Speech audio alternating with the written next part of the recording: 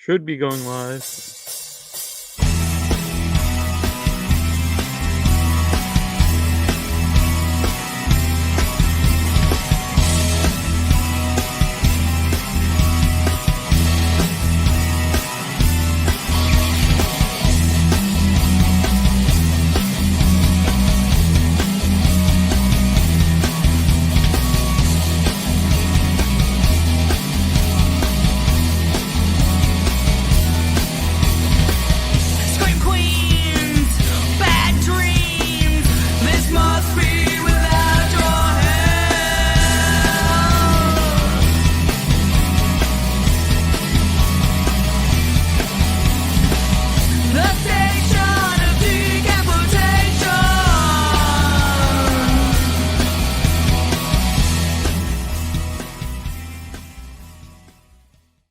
Well, welcome to the Station of Decapitation Without Your Head. This is Nasty Neal, and I'm joined by the returning Naomi Grossman of American Horror Story, and most recently him from producer Jordan Peele. It's great to have you back.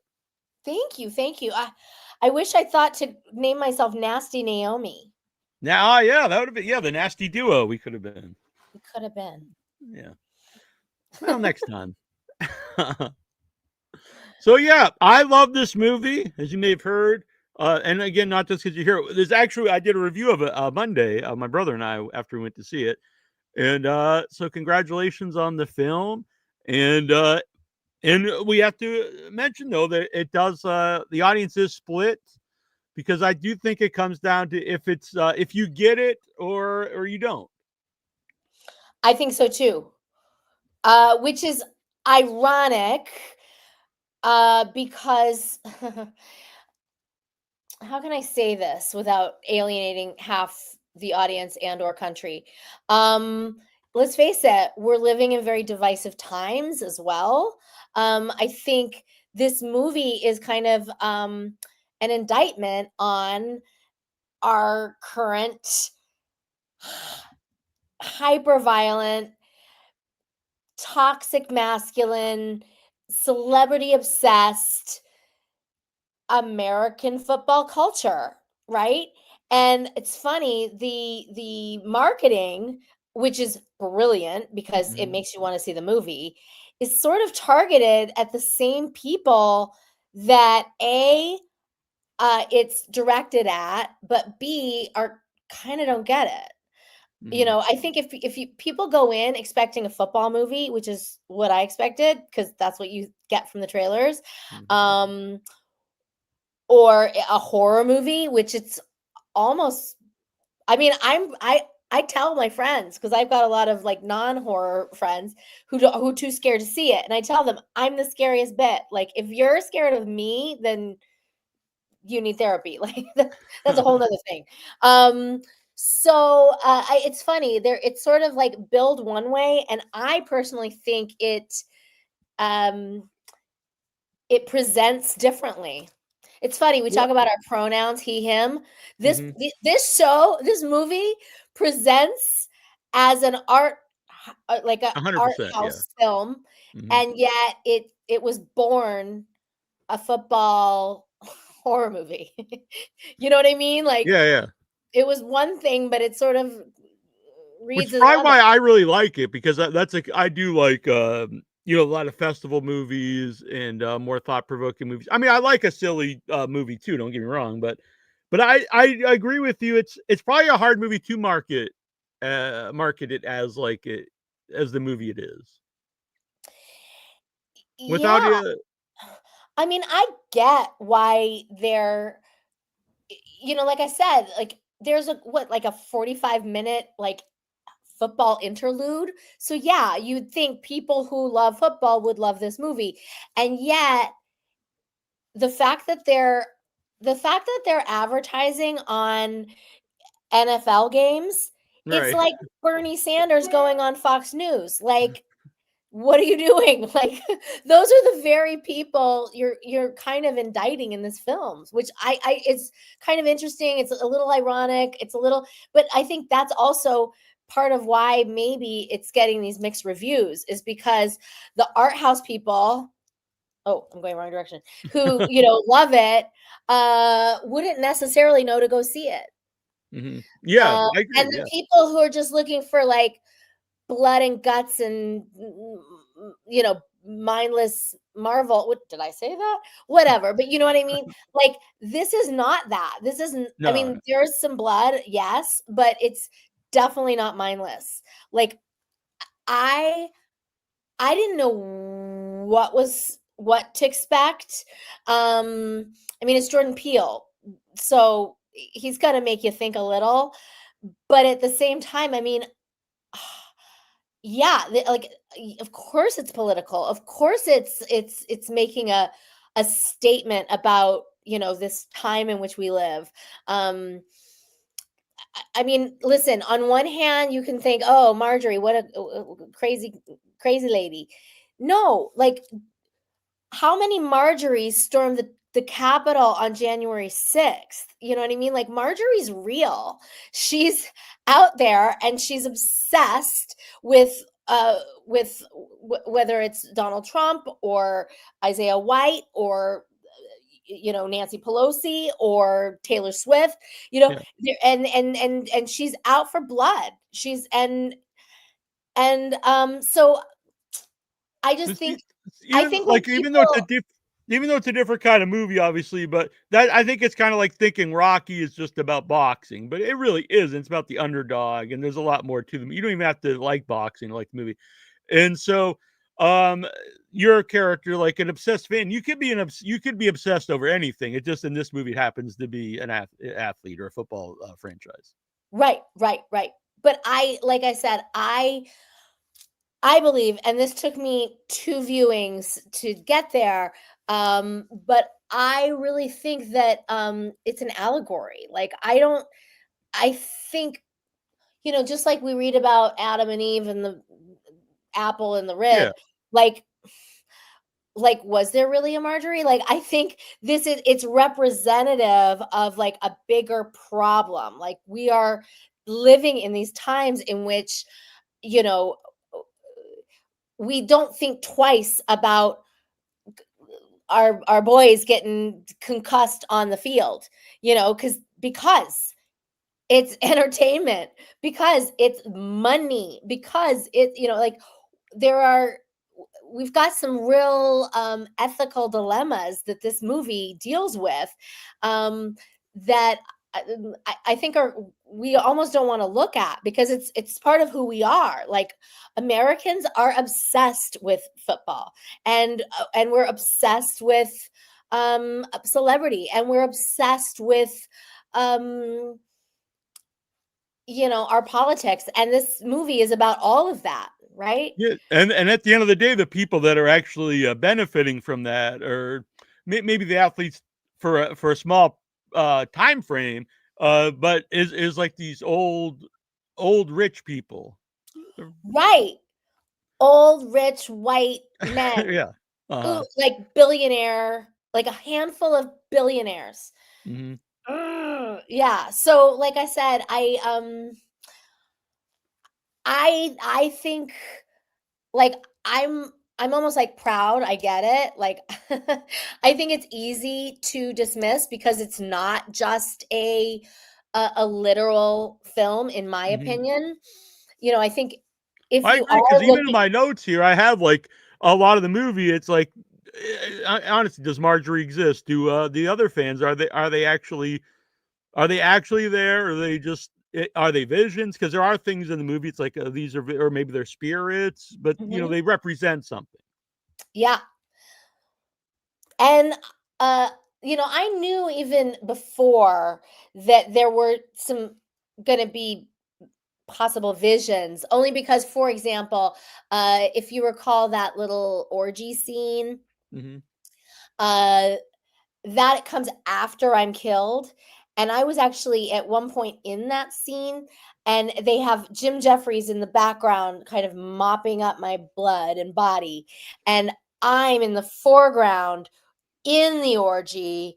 But of course I'm not really in the orgy. It's just Cam is having these like visions because he's just had this happen to him. And so yeah, I mean, so in that moment, I remember saying to the director, "But I'm dead. Like he's mopping me up." He's like, "Yeah, exactly. He's hallucinating." So I knew to expect some of that, but even that, even having watched it, I'm I'm like, "Wait, what's real? What's not? Like Mhm. what's hallucination, what's not?" And I love that it's sort of open to Yeah, interpret. I say this on the show all the time. I like a movie that it allows you to interpret it how you want to interpret it. It's not, spelling it out for you. And I think that gives it kind of like an epic feel to me. It's like almost like an ancient, like, Greek or Roman tale. Which Mhm. also, like, I think serves this movie because the story itself could predate football and stuff, because it's kind of like, back to the ancient gladiators, and it's just like a long, which works in a lot of ways, because it's like this is this ancient gods or whatever they are that's been around, since the dawn of humanity. Totally. You just gave me chills. I was totally reminded at that the last scene where, he's in front of the sort of tribunal and he's like, "What if I say no?" or whatever. I mean, it looks just like one of those gladiator stadiums, in the Colosseum in Rome or whatever, where he's speaking to the emperor or whatever, like, what do I have to do, like presenting the heart or whatever.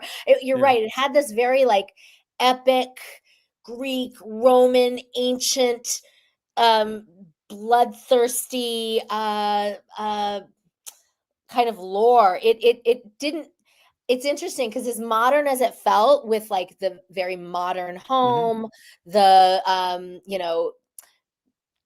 contemporary like rap hip hop music, it still felt wildly like timeless. And like this has happened before. This happened in BC.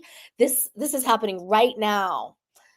This, like I said, this happened January 6th. Like it's happening. And in fact, just this week, there was I was talking to our mutual friend Alok, and what are you doing? And he was like, "Oh, I'm watching the USC game." He went to college there, Yeah. and he's like, they're totally stalled right now because like apparently one of the Michigan State players got really terribly injured, and so we've just been on hold for like the last 20 minutes while we wait and see where what they're going to do. And I'm like, "Oh my god, this is like literally just happened in the movie." So Yeah. it's not even like this far-fetched. That's what's so crazy about it. It seems so I think that's what makes far-fetched, it but it's not. relatable, It's yeah. totally relatable. And I don't know if you know this, but I've done a pro wrestling podcast as in addition to the horror podcast for the last 20 years. And so there's a lot of like similarities there, especially with like the idea I mean, most of the wrestlers end up broken down. So like the idea of like breaking your body down for like fame, maybe some fortune, but a lot of them just do it because that's, they call it the business, the wrestling business, like for the love of the business. And it's a weird concept. And at the end of the day, like, yeah, they're going to get like a legacy out of that.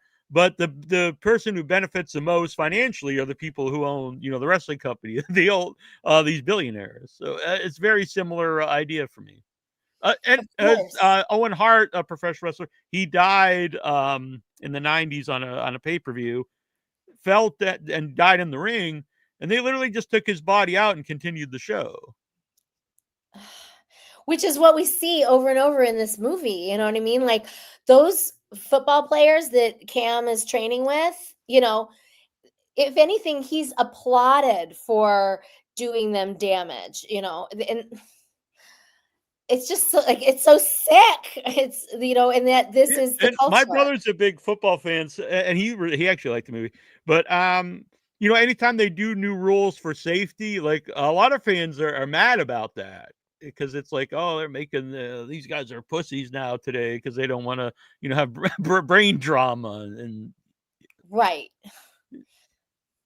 and I think there's something interesting too because they show him as a kid, and it's instilled in you as a kid to like love sports because it Mhm. is like a family thing. Like it's passed down to your children, then your children's children watches with their children, and that's how like your whole family are sports fans.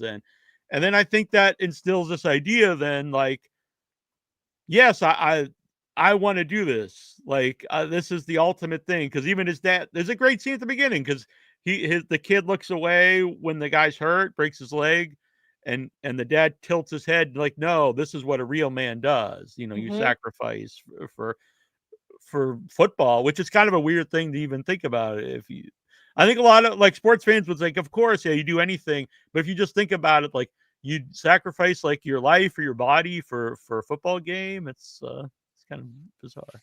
Yeah, and I mean, I see people do it in my profession all the time Yeah, I too. was gonna bring that up too. Yeah, Yeah, I mean, listen, I mean, obviously there's hazards. There's I get thrown up against a wall and it's like, there's actors who are like, "Oh, I only do my own stunts." And it's like, yeah, but you could also, if you knock your head up against that sauna, you could die just like Marjorie dies in the movie. Like hmm, Naomi could die on this set, and for what? Just like you said, what am I getting out of it? You know what I mean? Like, I'm getting paid nicely for the day, but ultimately it's NBC Universal, that has to gain from all this. So like, to what end? I mean, and I see it even on a much smaller level too. You walk into these haunted houses and these, scare actors are yeah, like yeah. screaming bloody murder, and you can just like hear the vocal nodules, and you're like, for what? For me? For one little person walking through a dark hallway, you're willing to like sacrifice your vocal cords? Why? Like, so yeah, it's And I mean, you yourself is someone that anytime I seen some, you're really giving it your all. So I assume, like on some level, you could even relate to that. I'm not saying like you'd like really injure yourself, but the idea of like I'm gonna put everything I can into this role. for sure. And you know me, I am one who does Hmm. goes full bore. Yeah, I mean, I struggle actually with how much should I do? Because I am a very physical actress and I Hmm. can do a lot of that stuff. And I did do a lot of those stunts, but at the same time, it's like there's a reason they have a stunt person. Like, if you injure yours, if the actor injures him or herself, they're out. And then it's not just the actors out, but like the movie's screwed. So there's a reason. Like, those stunt people, I hate to say it, it's almost like those disposable football players in the training camp, Hmm. who it's like, if they go down, that's what they're there for. If the actor gets hurt, now we've got a real problem. So there is sort of like this risk reward that you're having to kind of wager um, on set. Yeah, I've had a lot of stunt people on the show, and they've talked about like I don't want to name names or anything, but like some big movies where they were treated just like he. I had people specifically on the show say like they were treated like meat, like they do some big like action scene and someone like broke like it wasn't a hip, but like they chipped a bone in their hip, something insane, and they just kind of basically, okay, let's get another guy in here to do this. you know Yeah, I mean, and I see a lot of similarities actually doing both the wrestling and the movie show between stuntmen and wrestlers, because a lot of them aren't like one big uh fall that hurts them. It's just the constant uh bumps that over sure, time sure. will destroy your joints and everything. Yeah, I mean, but this movie, I think, is not just about the physical. It's No, the no, no. emotional. It's there's a lot of. I mean, he's going through a lot of. He sacrifices a lot, and um, With the knowledge that it's only a finite amount of time. yeah, for sure, I think there's something about legacy, like the idea right, that you'll always be remembered. 1000%. Um, Yeah, and I mean, I love, and I don't, I was about to spoil the whole darn thing. But I think he makes the right decision in the end, and I know they went back and forth with a couple different endings, and I like the one they chose. I think he's a hero Hmm. as a result. Um, and and I don't know how many heroes we have these days, you know what I mean? I don't see people necessarily making the right decision. That's really true, and it's not always even, like, applauded in a weird way. It's like, I think a lot of people would be like, "Yeah, take the money or take the fame or the The fame glory or or the whatever." legacy, yeah. Yeah. No, I mean, it's almost like that, that old axiom, pride cometh before the fall. And, it's like when you're at that level of goat, like to walk away, like that requires kind of leaving your ego, Mhm. letting the pride go. And let's face it, uh Isaiah White was not going to go down that easy. Like you're going to have to fight for it. um he said that, and I think I mean, like I said, we see that happening politically, it's like on so many levels we see it over and over and over in our own history. And so that's why I say, like, to not see it as a metaphor for Mhm. what's going on right now, either in sports, in music, in politics, in our life, over and over and over in pop culture. It's I don't know. Maybe you've been hit in the head too many times if you don't get that. Like it's, Yeah, and it's not obvious, but it's obvious. You know what I mean? Like, yeah, that's a good point though, because it's not like you watch it and you're being preached to or something, mm-mm. because And it's like there, but I think you have to interpret it.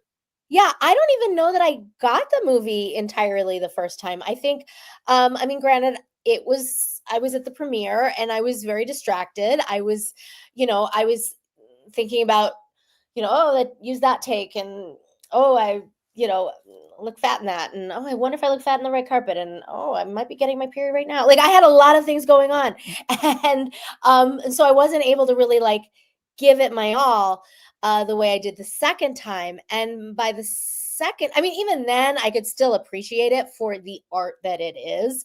Mhm. And when I saw Justin Tipping, the director, at at the party after, of course, I was like, I'm not worthy, because I'm not. Like I literally was like, I need to see that again. Like I'm this merits two viewings, and I am disappointed that I think a lot of these critics don't get to see movies twice. Like Mhm. they watch, they review, they move on. And I think this movie needs two viewings. It's funny, actually, on our review, I reviewed it with my brother Monday, and we both said we'd like to see the movie again, even though we both really liked it. But I definitely think it's a movie.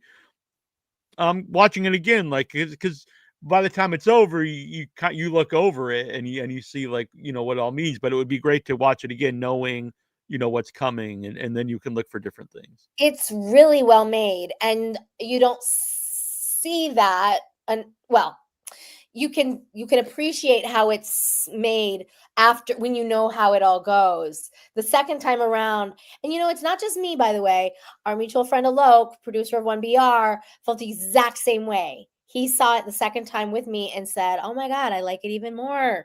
And that never happens. Like, he's very critical. And Yes, he is. I chat with a local lot. Yeah, he's very critical, yeah, which he I is. enjoy. And But but he said the exact same thing. So um let's face it, a lot of entertainment right now is just easy to watch. Like, I think a lot of people just want to kind of, our yeah, lives are so dense. There's so much going on, like between social media, that's like our attention spans that have been reduced to like 15 seconds at a time, to the news that's like it used to be that you would tune in for like an hour to right, watch the Walter news. Cronkite or whoever. Now Yeah. it's like 24-hour. It is never ending.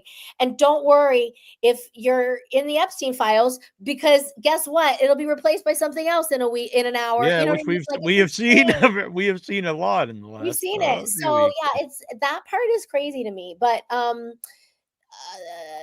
Especially from people that's all they talked about for years, and then it's like, "Ah, nothing to see here, folks." It's, yeah, so I understand why. viewers go to the movies to just sort of escape and forget and zone out and not have to think. But this is not one of those movies. Like, No, no, no. this is a thinking man's movie, and you cannot think, but then you won't get as much out of it. I agree. I think the more you put in is what you get out.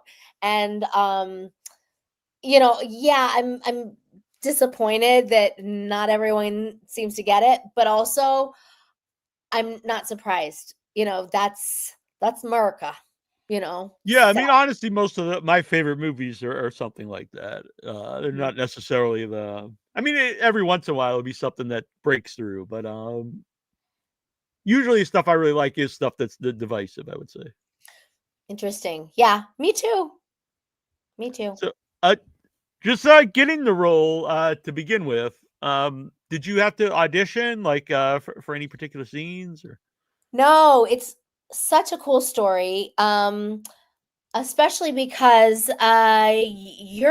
well, you personally aren't part of it, but you remember the last time I saw you was in person. Mhm. You came to see my show, my one woman Which is show. a great show, honestly. Is really Thank it's you. excellent. Yeah.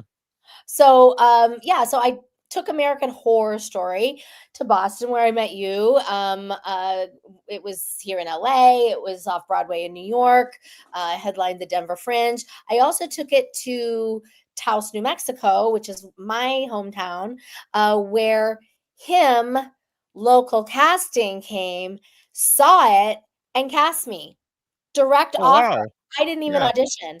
Um, on one hand, that, like, blows my mind. On the other hand, I'm like, "Wait, I did, like, perform an hour and a half monologue, right?" I mean, Right. I basically, like, open my heart and serve my soul on a platter to my audience over the course of an hour and a half. So for me to be like, oh, I didn't, they just offered it, that's a little naive. Like, I definitely worked for it. But no, it was a direct offer. And to think that it came out of this, like, one horse town, like this little, again, I'm not trying to, like, minimize New Mexico, Sure. but Yeah. you think, oh, Hollywood or off Yeah, you think Broadway. that's where you'll be, quote unquote discovered or whatever. Yeah. No, yeah, who knew? Like, and but literally that's they were shooting this movie in Albuquerque.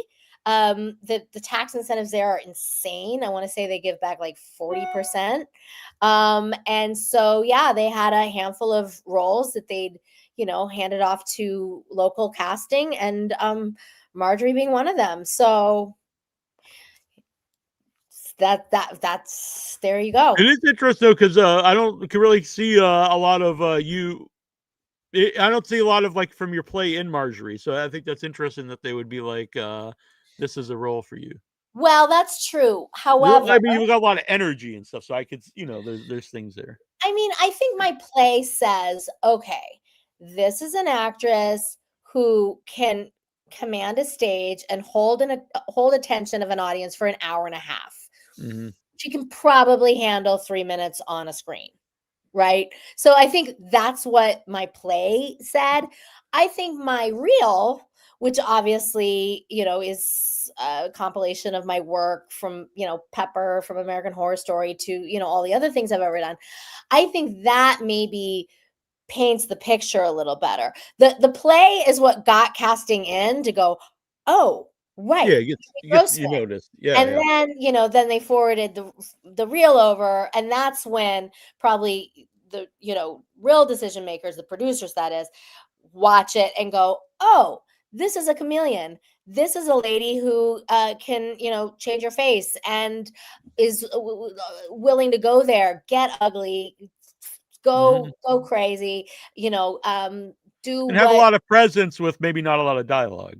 Right? Yes, physical uh, character actress. Yeah. And So then yeah, put it yeah, all go on. together. Yeah. And then to skip ahead a little bit, when you first see the trailer and you're in it, which was I was excited for you because I'm like, oh, I'm friends with Naomi and she's in it. This is really cool. And to see you on the poster was awesome. So what were those things like for you? Yeah, I mean, Well, I mean, it's interesting because obviously I'm an actress, but I also am a writer, producer, creator of my own content, and I'm such a control freak. Like for my own show, American Horror Story, I have a say in every little thing, and this is quite the opposite. This is like I did my job a year and a half ago. I was on set in New Mexico March, May 2024. And then I had to like, you know, wrap for the, you know, uh, what are they? Season wrap, but this isn't a season. So, picture wrap. Thank All you. right. Picture wrap on Naomi Grossman, and it's my job really to just kind of go home, like forget about it, because just wait for it to come out, which it was a long time. It was a Mhm. year and a half. Um, so I didn't know what to think. I knew what we'd shot, and I knew the reaction that I'd gotten from Village, which was extremely positive. Um, but until, like I said, it's really up to the editor and director at that point. Like they can do whatever they want. Like I can act my pants off. I can be full on Sidney Poitier on screen, but if they don't, keep it, what does it matter, right? So I was kind of at the mercy of those decision makers, and I mean I think they did an amazing job, but yeah, I mean I was pleased. Like for all I knew, I could have been cut out of it.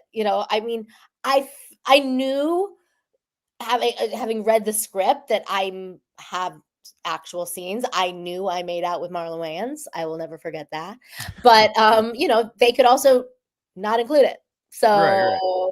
Um so yeah, I was very pleased to make the trailer. And I mean, I remember shooting some publicity. We had a whole photo shoot where they showed me the storyboards, and this is what I'll look like on the poster or whatever.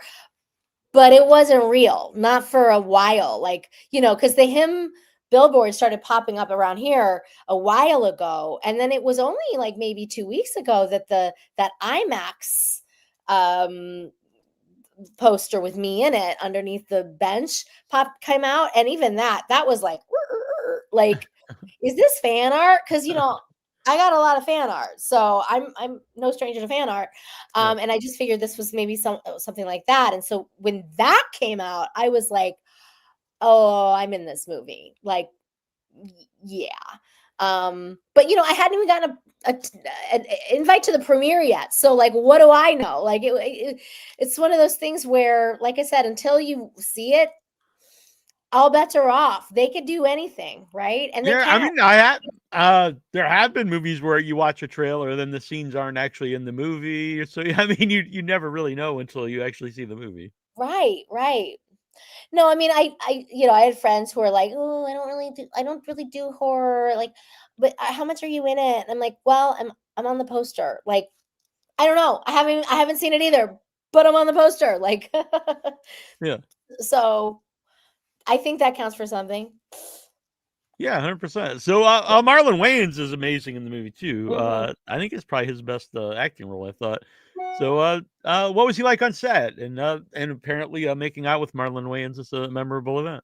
He was delicious. Um, I have to be careful. I know a local watch this. No, he's amazing. And there was a fair amount of improv, and that the kiss being part of that. And let's face it, I just yes anded that. But he's a master comedian, and I would never call myself a master comedian, but I spent a long time at the Groundlings. And so when they said, when we were doing that sauna scene, for example, and there was very little dialogue. I mean, that scene was really like they struggle. And so it was a matter of, working with the stunt coordinators and like figuring out the whole like choreography, and obviously like filling it with some dialogue. We don't want you or whatever. But that was kind of on me, uh, and not just me, Tyreek and Marlon as well. But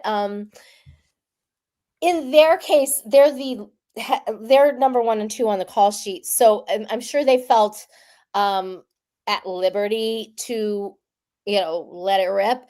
Uh because let's face it, they'd been doing it the entire shoot. I want to say that sauna scene was one of the last things we shot, actually. At least it was my last day. But in my case, it's kind of like you're like how am I allowed to, how much liberty do I have here? Mhm. And in fact, there was a point when Justin, the director, had said, like, new choice, new choice, new choice. Like, it was kind of like, okay, you're confronted with your idol. What do you say? And well, you heard what I said, but I said a lot of other things too that didn't make the cut. Um, um, and so, but that was fun. I mean, it was improv. And I'm really thankful to not only have the background in improv that I have to prepare me for that, but also have a master improviser, uh scene partner in the form of Marlon Wayans to, yes and me and support me in all that. Yeah. um it was actually my idea, that kiss, by the way. Because the director was like, new choice, new choice, new choice. And I'd done everything. I mean, I'd begged him to me. I at one point I would think I was like crying. At one point I was like pronouncing my love for him. I think, and then I finally was like, I'm always thinking, like, what's next? What will top What's the that? next What's level? Yeah. Yeah, I want to always find the, whatever the higher stake version is. And so that's when I said, "Can I kiss him?" And Justin's like, "You can do whatever you want." But of course, Marlon's right there. Like, he can hear me. And that's when, but of course, I'm in the moment. Like, would Marjorie kiss? Like, if I'm face to face with John Lennon or Lady Gaga or Taylor Swift, or, you name your idol, and you could actually, like, eat their face, would you? Like, it was one of those, like, and so I just kind of like leaned in, and you saw the tongue and the mouth.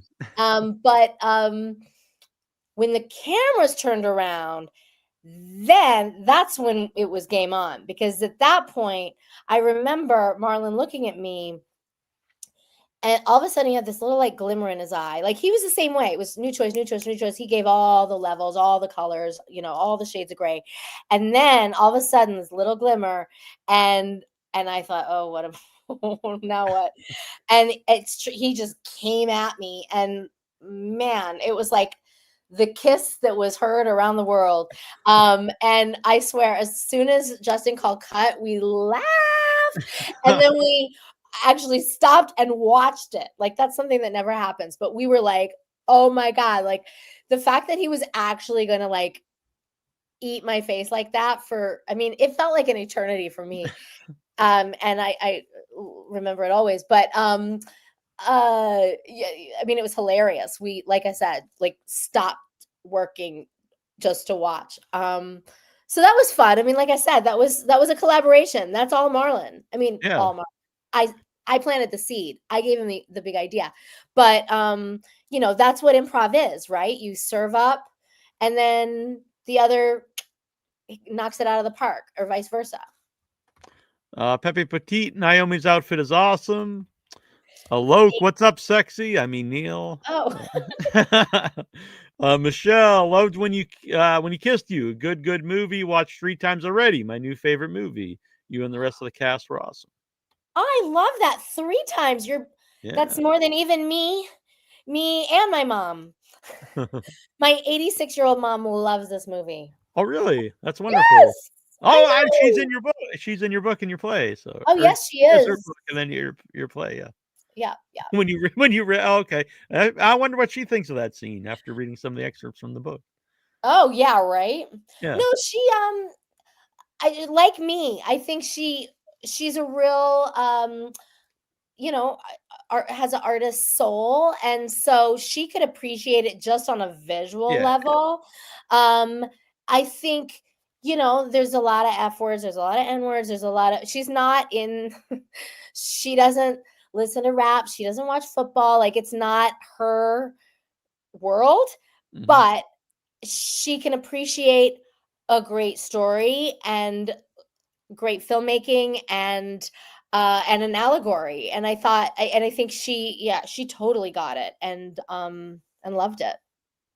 Now, real quick about great comedians, and becoming dramatic actors.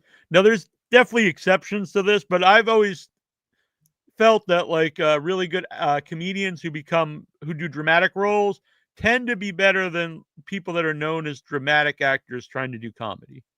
Now, there's some exceptions to that, but overall, that's how I felt. No, I but don't know I if there's any. agree. I think, I mean, Marlon's a great example. Mhm. Jim Carrey's dramatic Yeah, work is, I mean, he's also like just such a genius comedian, but when he gets serious, it's like it's so powerful. Um, I mean, Robin even Williams. Yeah, Robin Williams. I mean, even Adam Sandler. Like yeah. I would, Actually, his favorite movies of mine are his more dramatic ones. So. right. Honestly, I'm not gonna put myself up there with Robin Williams and Marlon Wayans and any of those guys we've just mentioned. But I think, you know, I think I was limiting myself for a very long time thinking I was just a comedian. And I think I've got a lot more going on. And I think um this has all been a wonderful sort of discovery for me. To and obviously it didn't start with him. I probably started with American Horror Story. You know, I've been caught on podcasts like this one saying that I'd never done drama before, and my own, you know, friends from drama school are like, "What are you talking about? I took drama 4 years with you in college," and they're right. Like, obviously, we did our time. Like, we studied Chekhov and Ibsen, and we did drama. But you know, American Horror Story was the first time I was like being held accountable for it. You know, Mhm. the stakes were a lot higher than a, a, a grade on a on a report card. And I think this is the same way. You know, I love how this movie has elements of comedy Yeah. and drama. Certainly, I mean that boop is so funny and so simple. Um, yeah, I know. I I'm a fan. I'm fangirling over my own co-star, but yeah.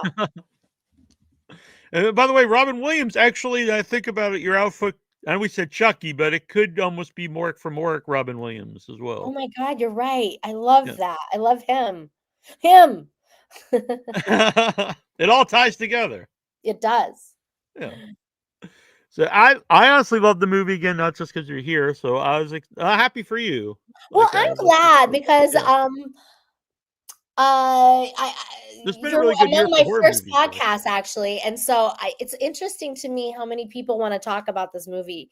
Like it feels this is really helpful for me on a personal level because instead of saying like scheduling a call with a friend, I can just say like go watch Nasty Neal, like you know, just Google I without your appreciate head that. Yeah, yeah. because I don't have time for all these phone calls. Everyone wants a No. private phone call with me to discuss the movie, and I don't blame them. Like there's a lot to unpack, but at the same time, like I don't have time for like a phone call with every one of my friends. And yet it's really interesting. Even though the reviews are very mixed, let's face it, you know, what do they say?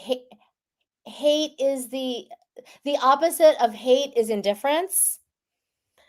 Like these people don't hate this movie. They are they're not indifferent is what I'm Right, trying to right. say. Yeah, 100 yeah, yeah. Everyone has I an think for opinion. me personally, I think that's the worst kind of movie or any kind of art really. It's something that you just be like, whatever. Eh, next. I agree. No, no one feels that way. Everyone wants to talk, and that's great as it should be. As should art be, I think. Mhm. Yeah, I agree 100%. Mhm. Uh, and is it Tyreek? Is how you say his name? Tyreek Mhm. Withers. Mhm. He's awesome in the movie too, and I was there familiar with him actually. I know he's done a lot of stuff, just not stuff that I've watched. So what was he like to work with? Oh, so lovely, so humble. I mean, he's what, like 12 years old, so of course he's humble. He doesn't have enough life experience to be an asshole yet. But no, Right.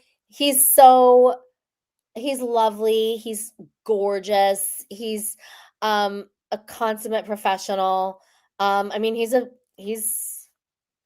gonna be a major movie star. I mean, he already is. So yeah, also big fan. Yeah. And I didn't Yeah. even realize it was him until the end was Tim Heidecker was in it. And I'm a huge fan of Tim and Eric. So I was like, oh shit, that's Tim Heidecker. I was like, I didn't even realize it was him in the film. So Yeah. I guess another comedian And although he's a little more comedian in the movie. Jim Jeffries is also a comedian. Right. Well, and Jordan Peele, you know what I mean? Like, Oh, that actually, yeah, that's a perfect example. I remember when they first said he was going to do a horror movie, and people were like, "Oh, the guy from the comedy Jordan thing, Peele. that's weird." And Yeah, yeah. yeah, I No, wonder now. people, There'll probably be eventually people will probably wonder, oh, what, he used to be a comedian? I know, right? Yeah, Listen, we're complex creatures. We adapt, we grow, yeah. And we life is too. Life's not all drama. There's a lot of drama in life, but there's also a lot of comedy in life. So. oh yeah. There's an Argentinian musician who is, I don't know if I can say she's popular now. Her name is Juana Molina, but I know, like, I listen to kind of like the indie music stations, and she gets a lot of airtime. And yet, when I used to live in Argentina, she was like a Tracy Ullman. She had her own comedy show in which she played all the characters, and she's a total like sketch comedian. And so for her now to be like a rock star, it's so weird. Like, and yet it's just like you said about Jordan, like people are gonna say, like, did you know he used to be a comedian? Same Yeah, thing with Juana Molina. Then when I tell them, oh, you know, she's actually like like a character actress, they can't believe it. yeah. Yeah, I remember. Yeah. I honestly, after originally when Bruce Willis started doing movies, everyone's like, "Oh, he's just this guy from the sitcom. He's not gonna be the." And he's like, one of the biggest movie stars of a generation. Dave Deadman. He doesn't have enough life experience to be an asshole yet. That's how I'm describing my friends' kids from now on. Aw. Well, that's good Well, that he. and I don't think he ever will. He's a good guy. He's a good kid. He's but yeah, he's a baby. He makes me look old on set. Oh, you're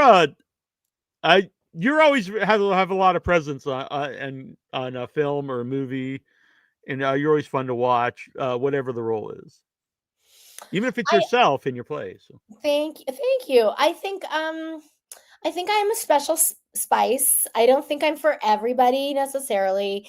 Like, not every dish needs this. You know what I mean? Like, but for the right dishes, I will make your movie. Does that make sense? Yeah, I agree. Yeah, I like that. So yeah, Ham. People should go give it a chance. People, honestly, which is a big thing that I like. Just doing the podcast, it's nice to tell people stuff that I see and that I enjoy, and try to get people to go see it. And there's something. Not only do I love the movie, honestly, it's nice that a friend of mine is in the movie, and so go check it out. Yeah, I'm so glad we could do this because like I said, I haven't gotten a chance to talk to people much other than just like one-on-one, and it's fun. It's fun to discuss film and our Yeah, theories and this and is a movie to discuss, which yes. is nice. I like a movie. I do like a silly movie that I can just watch. What they call popcorn movie. That's fun too. But you can't really talk about it so much. It's like, yeah, that was goofy, whatever. But something you can actually talk about, the meaning of and how it relates to the world today. And I think I like that kind of movie. That's something that I'll think about. I've thought about ever since I've seen it. Totally. And like I said, if you do go a second time or a third time, you'll think about it even differently. Like it's wild how the movie's the same, and yet Mhm. my feelings about it and opinions of it and perception of it has changed each viewing, with each day, really. It's crazy. Yeah, I'm gonna go Cool. see it again this weekend. Alok and I both do the AMC doesn't pay the show, but we both do the AMC club, so we go and see a lot of movies every weekend. And I'm gonna go see it again because I really liked it a lot, and I would like to watch it again.